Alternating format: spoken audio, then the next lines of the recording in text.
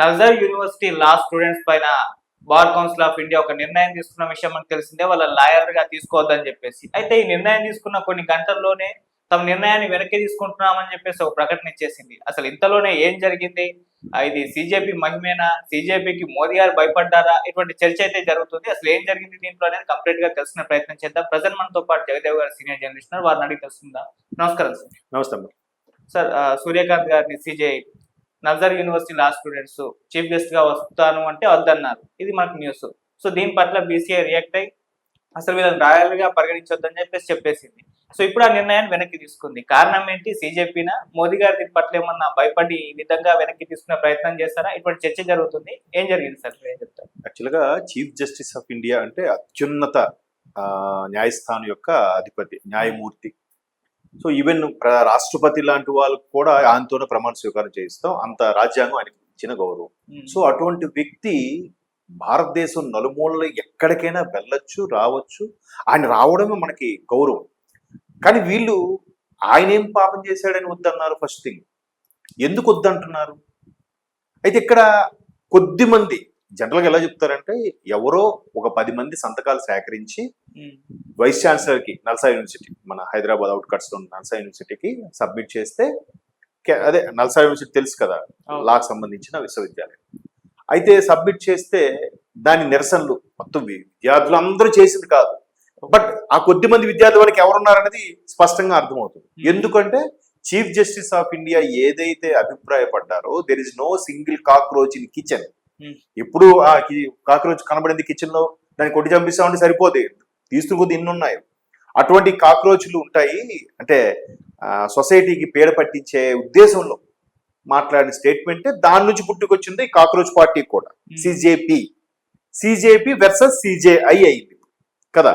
So ఇప్పుడు ఆయన ఆహ్వానిస్తే ఎంత గౌరవప్రదం అది. సుప్రీంకోర్టు అత్యున్నత న్యాయస్థానం సంబంధించిన ప్రధాన న్యాయమూర్తి. బెంచ్ లో దగ్గర దగ్గర 30 మంది ఎంతమందో న్యాయమూర్తులు ఉంటారు. ప్రధానంగా ఒక 5గురు ఉంటారు కదా. వీళ్ళందరికన్నా సుప్రీం కదా. అటువంటి వ్యక్తి రావడం మన గౌరవంగా భావించాలి. కానీ ఎవడో వెనక నుంచి ఒకటి పుల్ల పెట్టాడు కదని వీళ్ళు కూడా తందాన అని చెప్పి కొంతమంది వద్దన్నారు. సరే, వెంటనే బార్ కౌన్సిల్ అంత ప్రధాన న్యాయమూర్తిని వద్దనడానికి మీరు ఎవరయ్యా? అంటే మీకు లా విలువ ఏం తెలుసు? ఇప్పుడు చదువుకున్నప్పుడే ఎలా బిహేవ్ చేశారంటే, రేపొద్దున పట్టా చేతి పట్టుకుంటే ఎటువంటి వాళ్ళని మీరు సపోర్ట్ చేస్తారు అనే కోణంలో బార్ కౌన్సిల్ ఆఫ్ ఇండియా అనేది వాళ్ళ పట్టా చెల్లదు, పట్టభద్రులు అయినా కానీ న్యాయవాదులుగా ఎక్కడ వాదించడానికి వీలు లేదన్నట్టుగా ఇచ్చింది. బార్ కౌన్సిల్ ఆఫ్ ఇండియా అంటే వాడు ఒక్కటి నిర్ణయం, మొత్తం all India bar council of ఇండియాకి సంబంధం మొత్తం అదొక సుప్రీం కౌన్సిల్ కదా. సో వీళ్ళు వెంటనే మిగతా వాళ్ళు ఇష్యూ చేశారు. ఇష్యూ చేసిన తర్వాత మీరు అన్నట్టు వెంటనే నిర్ణయం తీసుకోలేదు. ఇది అయిన తర్వాత 1 or 2 days నిర్ణయం తీసుకున్నారు.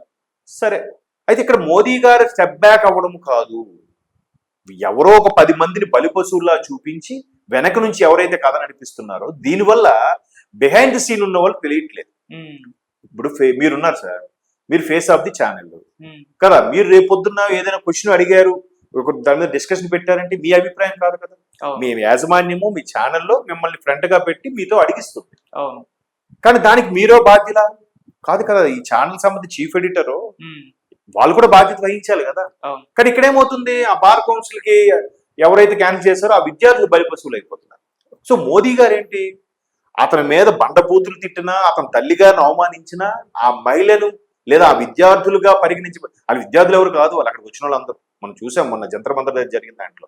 ఇప్పుడు ఎవడు ఆయన సౌరవ్ ఉన్నాడు, ఆ సౌరవ్ కూడా 98, 97 డేట్ ఆఫ్ బర్త్ అంట.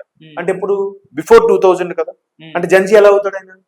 జంజీకి ఈయన లీడర్షిప్ ఎలా అవుతుంది? యాక్చువల్గా 2000 తర్వాత పుట్టిన వాళ్ళు జంజీ అంటున్నాం కదా. అంటే 28 ఏళ్ళు. ఇంకెవరో ముసలావిడ వచ్చి మాట్లాడుతుంది, వాళ్ళందరూ స్టూడెంట్సా? అంటే ఇది రాజకీయ పరంగా రేగుతున్న కుట్రని స్పష్టంగా అర్థమవుతుంది.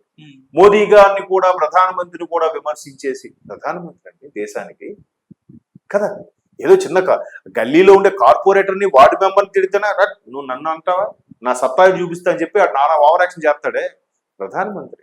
కానీ ఆయన ఏం చేశాడు, బిడ్డల భవిష్యత్తు పోకూడదని ఓకే అన్నాడు. ఆ నోటికి వచ్చినట్టు మాట్లాడిన అమ్మాయి తలకు తల్లి కూడా ఏముంది, మోదీ గారికి థ్యాంక్స్ చెప్పుకొని అపాలజైజ్ చేసింది కదా.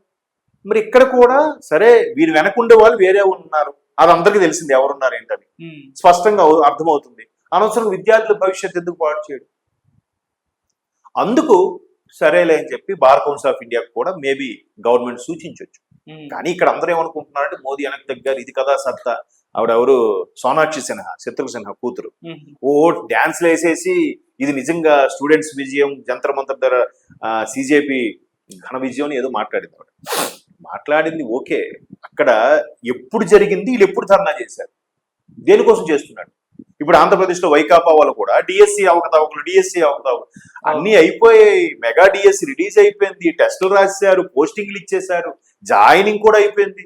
లాస్ట్ ఇయర్ జరిగిన డిఎస్సి ఇప్పుడు ధర్నా ఏంటంటే, అంటే ప్రభుత్వం మీద బురద జల్లడానికో, ప్రభుత్వం మీద ఇరకాట పెట్టడానికో వీళ్ళు కాన్సెప్ట్ దొరకట్లే. ఆ ఇచ్చిన సలహా వెనక నుంచి ఎవడైతే ఇస్తున్నాడో, పొలిటికల్ స్ట్రాటజిక్ మేనేజర్ ఎవడైతే ఉంటాడో, మన సునీల్ కనుగోలు లేదంటే ప్రశాంత్ కిషోర్ లాంటి వాళ్ళు ఇట్లాంటి టొప్పాస్ ఐడియాలు ఇస్తున్నారు నాకు తెలిసి. అరే ప్రజెంట్ ఏమవుతుంది, దీన్ని పట్టుకోండి, తెల్ల కాగితం అంతా వదిలేసి మచ్చ పట్టుకున్నట్టుగా మీరు మచ్చ పట్టుకోండి. ఆ మచ్చ పట్టుకోవడం వల్ల ఏముంది, ప్రభుత్వం పర్ఫెక్ట్ గా పనిచేస్తుంది.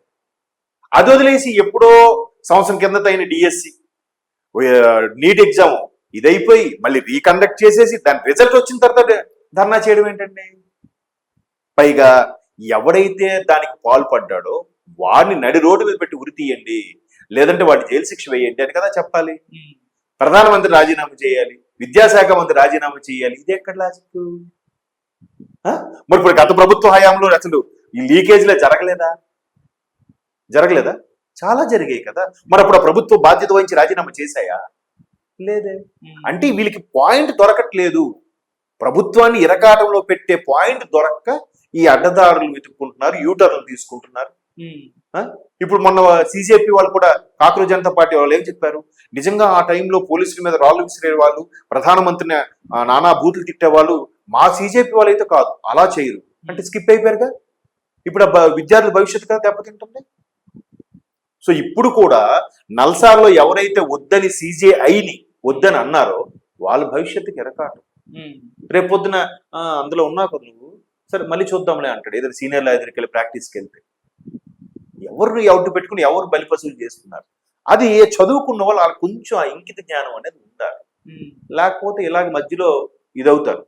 ప్రభుత్వం తెలివిగా ఏం చేసింది, పోన్లేండి వాళ్ళని వదిలేసేయండి అన్నట్టుగా సానుభూతి చూపిస్తుంది. రేపు పొద్దున ఇరకాటంలో పడేది వాళ్ళే, ప్రభుత్వానికి ఏం కాదు. అది ఆలోచించాలి.